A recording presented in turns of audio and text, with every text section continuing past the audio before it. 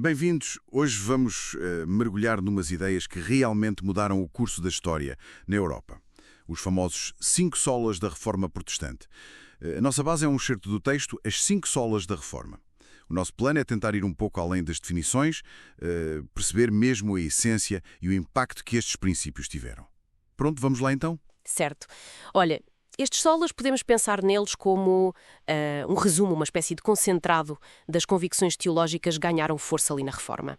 Eles basicamente apontam para a Bíblia como a autoridade máxima, a salvação, que vem pela fé e pela graça, a figura central de Cristo e tudo isto, no fim de contas, para a glória de Deus. E é interessante, como disseste, que eles não surgiram tipo uma lista pronta na altura. Isso foi mais uma síntese feita depois para captar mesmo o espírito da coisa. Faz sentido, sim. Então, para começar, que tal sola scriptura? Somente a Escritura. O que é que isso queria dizer na prática, para além de ser a regra da fé? Olha, queria dizer uma reviravolta e tanto, porque afirmar que a Bíblia era a única autoridade infalível, bem, isso colocava acima das tradições da Igreja, não é?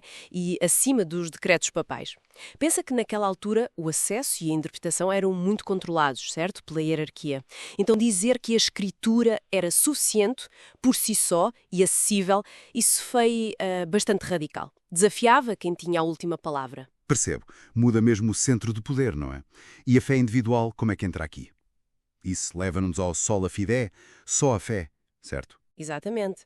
O sola fide diz que justificação, quer dizer, sermos considerados justos diante de Deus, vem só pela fé em Cristo, não pelas nossas obras, rituais ou méritos. E isso, claro, chocava com a ideia muito comum na época de que se podia, de alguma forma, contribuir para a salvação com boas ações ou, sei lá, penitências. A fé aqui é vista mesmo como um dom, uma confiança total naquilo que Cristo fez. Não é um esforço nosso. Mas essa ideia de só pela fé não podia levar a pensar que, pronto, as ações já não interessam para nada? Como é que eles lidaram com isso? Sim, essa foi uma questão levantada, é verdade. A resposta dos reformadores era que a fé genuína, precisamente por ser um dom de Deus, iria naturalmente produzir boas obras. As obras seriam, digamos, o fruto, a evidência dessa fé, percebes? Não a causa da salvação. E isso liga perfeitamente com o próximo sola, o sola gratia. A salvação é basicamente um presente.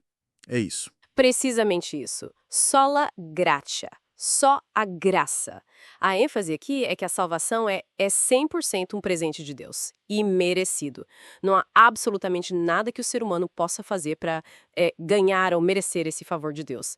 A iniciativa é toda dele. Rejeita-se qualquer ideia de que nós cooperamos para obter a salvação inicial. É pura bondade divina. Ok. Então temos Escritura, fé, graça e Cristo. Qual o papel específico dele nisso tudo?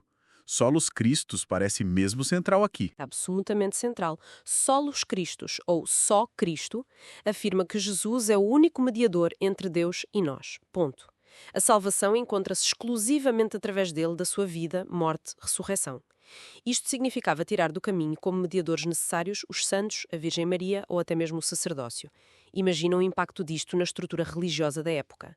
A obra de Cristo é vista como completa, suficiente. E o que é que estava a acontecer para que essa ênfase tão forte surgisse? Quer dizer, qual era o pano de fundo que tornou estes princípios tão necessários para eles? Bem, o contexto era marcado por práticas que os reformadores viam como problemáticas ou teologicamente erradas.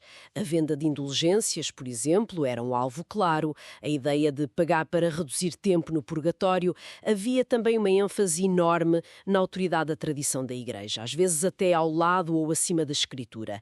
E a ideia de que o acesso a Deus tinha de passar pela mediação dos padres, pelos sacramentos que eles administravam. Os solas foram, em grande parte, uma resposta direta a tudo isso.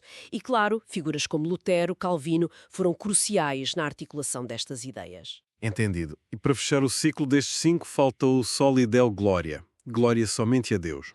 Qual é a implicação final deste? Este é o que amarra tudo, digamos assim. Afirma que o propósito último de tudo, incluindo a salvação que se baseia na Escritura, é recebida pela graça, através da fé, em Cristo é a glória exclusiva de Deus. Nenhuma pessoa, nenhuma instituição, nenhum mérito humano deve ficar com a honra que pertence só a Ele.